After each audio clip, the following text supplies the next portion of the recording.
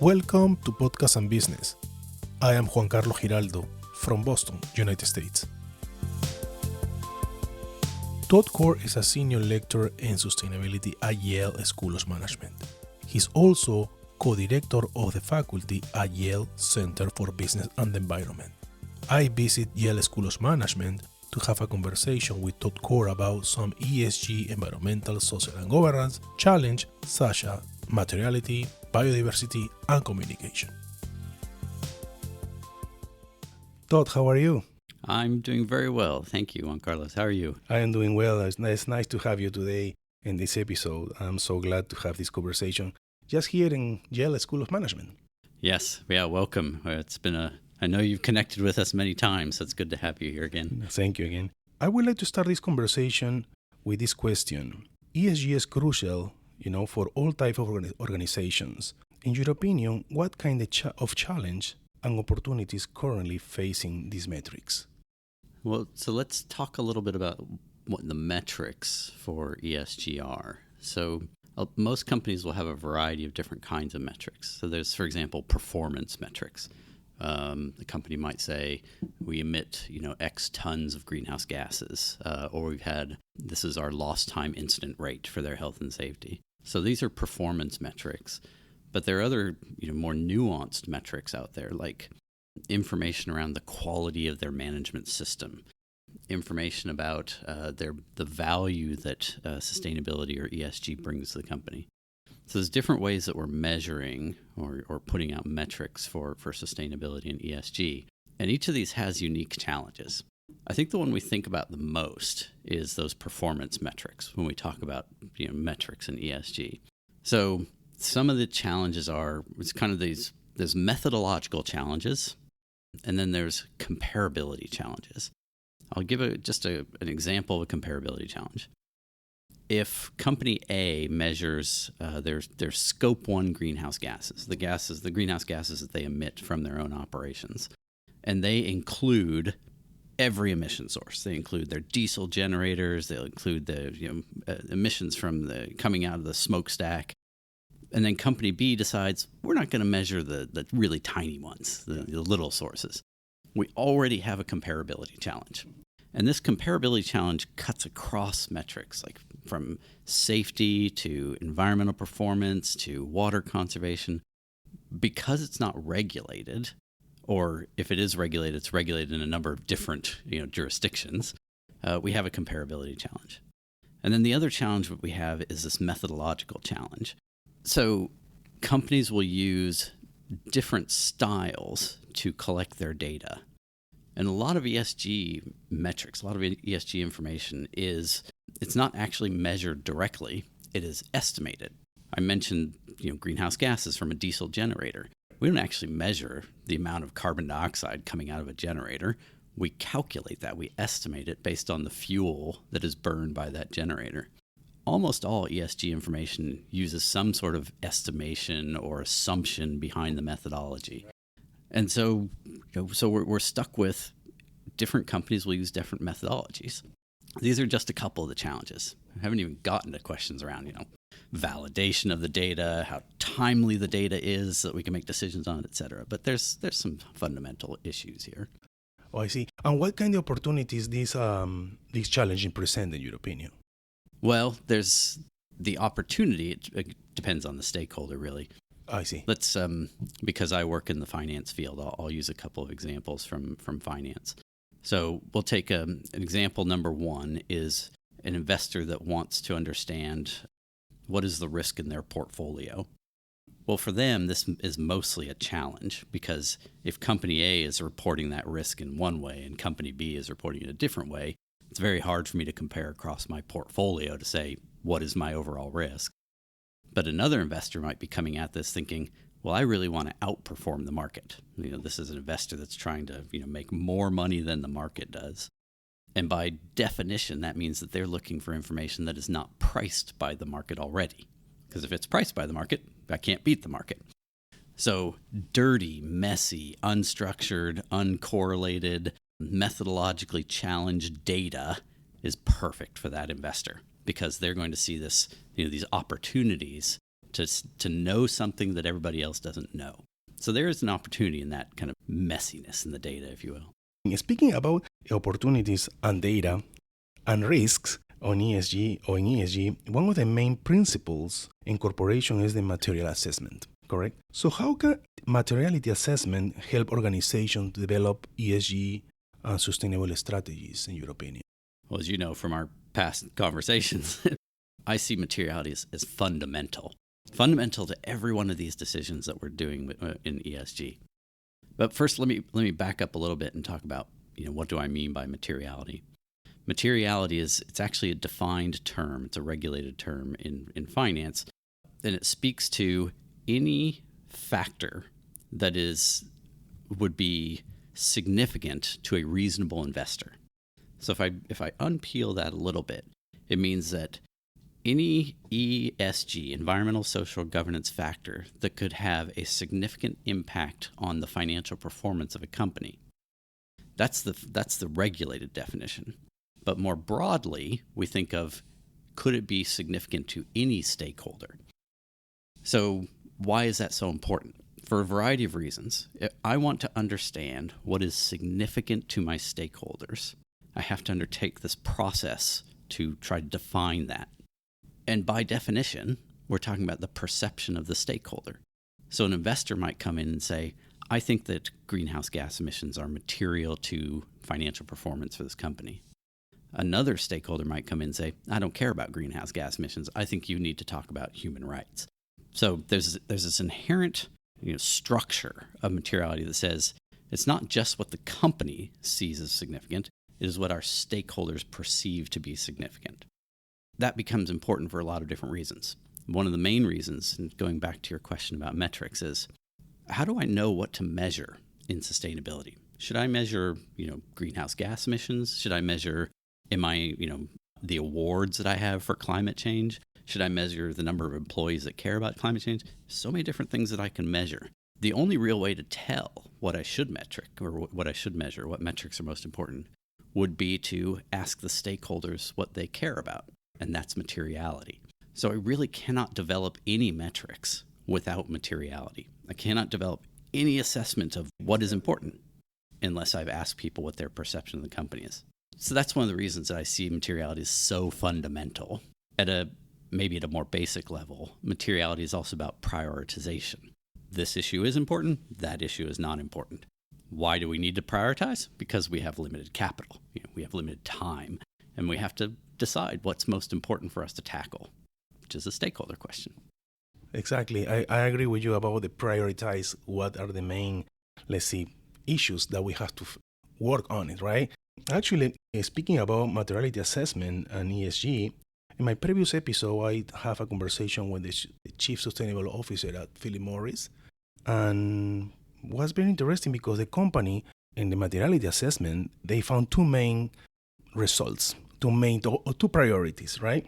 One was protecting biodiversity, and the second one was water stewardship. So in your opinion, what commitments to protect biodiversity and nature should organizations opt for? Well, it's interesting that those two came up for Philip Morris. No, they have others, of course. One was health, right? Of course, and the other was climate change. But now they are prioritizing on those two, biodiversity and water. Well, let's talk about this question. So, first of all, why would those two issues become important to Philip Morris? Right? Why is water conservation, why is biodiversity important to Philip Morris? And the reason I flipped this question around is because in order to decide what we should do, we have to understand why we need to do it. So this goes back to their materiality assessment. So and we'll have to hypothesize because I don't know the company that well. But perhaps Philip Morris is concerned about biodiversity because they see ecosystem services, like the ability to, clean water through the ecosystem, the ability to clean air, the ability to house beneficial insects around their agricultural holdings or suppliers. Maybe they see that as a valuable service that they're getting. In that, what they would want to measure and protect would be the biodiversity in and around their holdings, in and around their agriculture, because there's a service because there's a service that ecosystem is creating for them. And so the metrics would be acres preserved next to, our holdings, or number of endangered species in protected habitats around our holdings, etc. But there might be another reason. Total different reason why they might care about biodiversity is that they see it as a reputation benefit to them, that they are an agriculture company, and therefore they have, reputation challenges. They need to boost their reputation and brand values through other ways. In that case, it doesn't matter if the protection is next to their holdings. They just need to show that they're protecting areas, potentially and maybe preferably in places that people would recognize. So in that case, they might say, what we need to measure are just the number of acres protected, the number of wilderness areas where we have invested in protection, the number of IUCN red species, that we touch on. So that's not an ecosystem services value they're trying to protect. That's a reputation value that they're trying to protect. So the answer of what we should track, what's good for biodiversity or water, depends on why we need to do it. Speaking about reports and how we can report sustainability or ESG, something that I found very challenging in companies is the communication.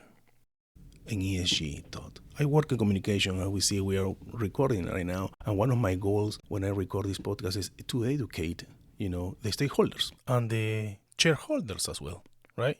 So my question is, I perceive that only the reports are not enough. This is my opinion, something that I learned. I don't call myself an expert in ESG, but, through the courses in Yale that you are teaching, and they are really good, I learned many things.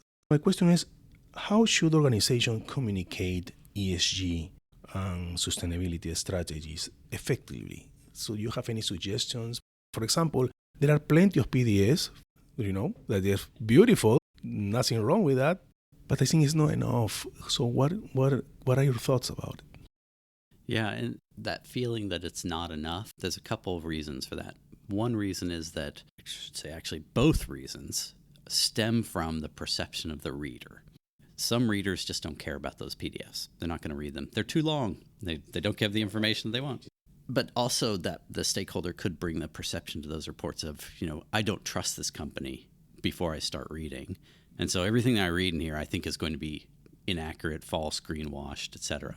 So both of those stem from the perception of the stakeholder. And I think that is also the answer to how do we communicate better. A one-off PDF 100-page sustainability report really only speaks to a very narrow set of stakeholders. It speaks to people who are very interested in your company because they're going to take the time to read it, or professionally interested in your company. And it speaks to people that have to use that information for some other purpose, like an investment analyst, for example. It does not speak to the person that's, trying to buy your product off the shelf. It does not speak to your employees. Most of your employees don't read your sustainability report. So the answer is that we need to tailor the message, just like any good public relations firm. We need to tailor the message and the format to the audience that we're trying to reach. So, for example, employees, they like to see, depending on how they like to see it, they might like blog posts from the CEO. They might like a town hall experience where they get to engage with the material. They might like to see performance scorecards or dashboards on sustainability, like very quick glimpses. The person buying your product off the shelf, they might like to see that fair trade label or the Rainforest Action Network certified label on the product. The ESG analyst, they will probably read your report, but they actually prefer if you give them an Excel document with all your performance data that they can just scrape. The insurance company that's assessing your risk and adjusting your policy premium, they like their information more in they're not so interested in the historic performance. They're looking for descriptions of management systems and control processes. So everyone's got a different thing that they want. But we have this constraint, of course, which is cost. So more and more what I see is companies will treat that PDF document as the hub of a wheel of information. So all the information is in that 100-page PDF, but there will be spin-offs like, we're going to take this section on human rights and we're going to send that to our community liaison people. we're going to take this performance data in the Excel sheet, and we're going to create a downloadable Excel sheet for our ESG analysts. We're going to take this part of the report, and we're going to hand it to our investor relations team so they can convert that into investor questionnaires. So the report just becomes the hub. Turns out not that many people read the hub, but it allows us, it reduces the cost for us to create all the other communication strategies and products that we have outside of it. Yeah, I agree with you. The report or hub have a great amount of information. I want to reflect just a little bit on the opposite approach, which would be a company that says, we're just going to have lots and lots of different ways to communicate. Rather than create the hub, we're going to just create the spokes of that wheel. The danger there, and what companies keep running into, is that if you're creating dozens of other of unique individual communication pieces, it's very, very hard to link them together, cohesively, to create a strategic vision out of that.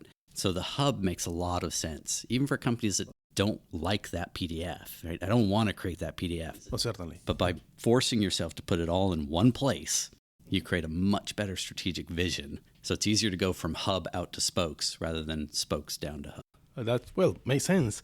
Do you think that the companies still are, behind of do a good reporting? There's been such an evolution in reporting. There's a lot of ways to kind of tackle that question, I think.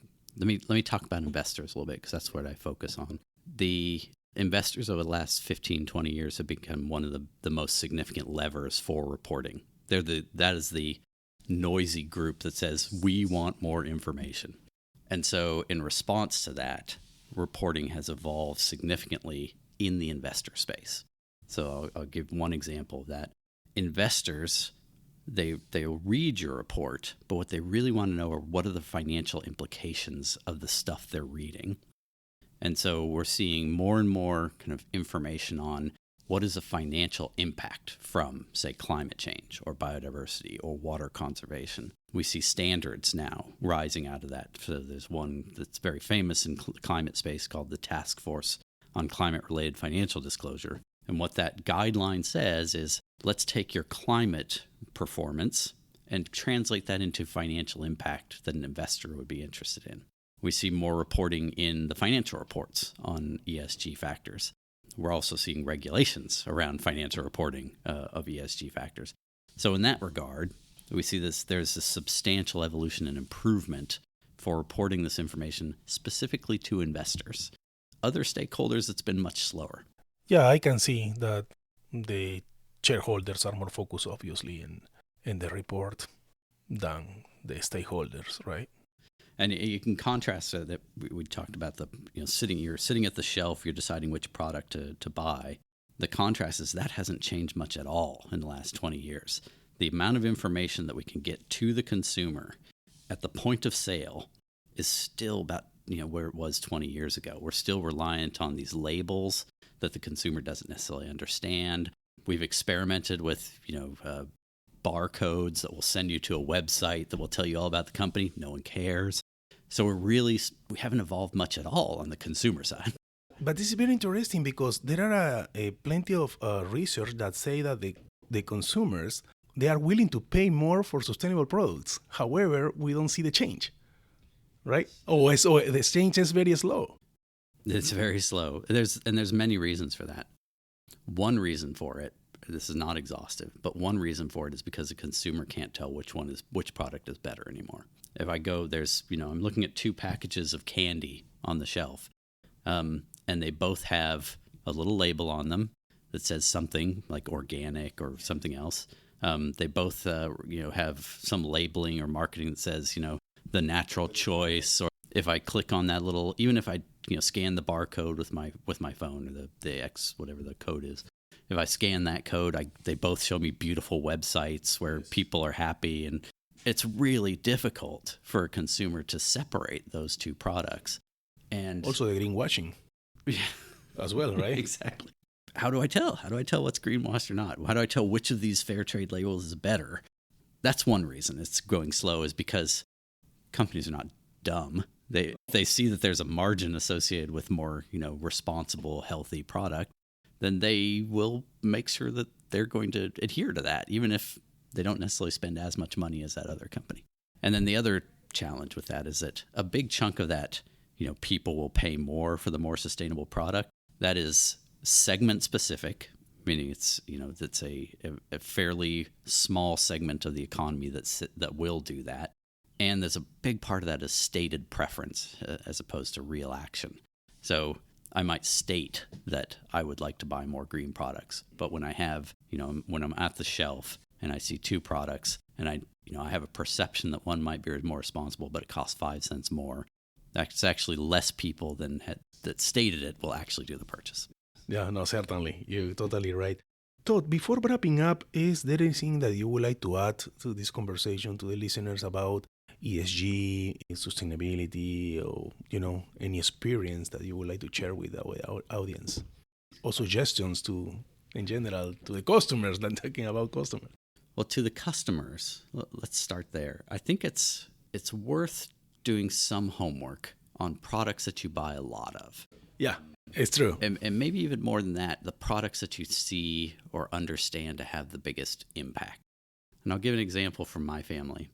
There's lots of consumers are aware of BPA, which is this chemical that they line packaging with in order to keep it fresh and sterile. But it's also been listed as a potential health hazard. So if that's important to you as a consumer, that you want to avoid BPA, it's worth doing the research because it's material to you. And then you don't have to try and figure it out when you're sitting at the shelf. So if you have issues that are important to you, I'd kind of encourage people to do a little bit of homework on the major purchases that you make and how they're impacting on that issue that's important to you. The other thing and maybe this is more targeted towards the companies that are doing the marketing themselves. We've seen over time that ESG is bumpy, right? It comes in waves and trends. So some years it's, everyone's talking about ESG, and next year they're ESG is ridiculous and it's a fad. Because I've been in this field for a long time, my wisdom for companies is that it might be volatile, but it is always in one direction.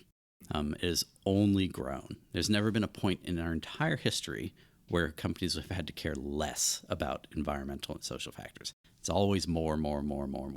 So my advice to companies is always to keep on top of it. Doesn't mean you have to be a leader. Doesn't mean you have to throw money at it. You can be very smart, but you definitely have to keep track of it. And ignoring it is probably the worst strategy. Todd, where can listeners contact you or learn more about what you're doing here at Yale School of Management? Well, obviously, they can find me on the Yale School of Management webpage. I'm a faculty member here, so I have a profile on the School of Management website. But I would probably encourage people otherwise to go to the Center for Business and Environment at Yale. We have a website. There's a lot more information on there about what the center does. All these topics around corporate sustainability, ESG finance, even interesting, subtopics like water conservation, regenerative agriculture, clean energy, etc. There's a lot going on at the center, a lot of connections, a lot of links, a lot of resources. You can obviously find me there because I'm one of the faculty co-directors, but I would encourage people to go there. And of course, people can reach out directly. It's not hard to find me. You are so friendly, by the way. My email is todd.cort@yale.edu. I have a LinkedIn profile. Happy to talk and connect. Todd, I would like to say thank you for your time.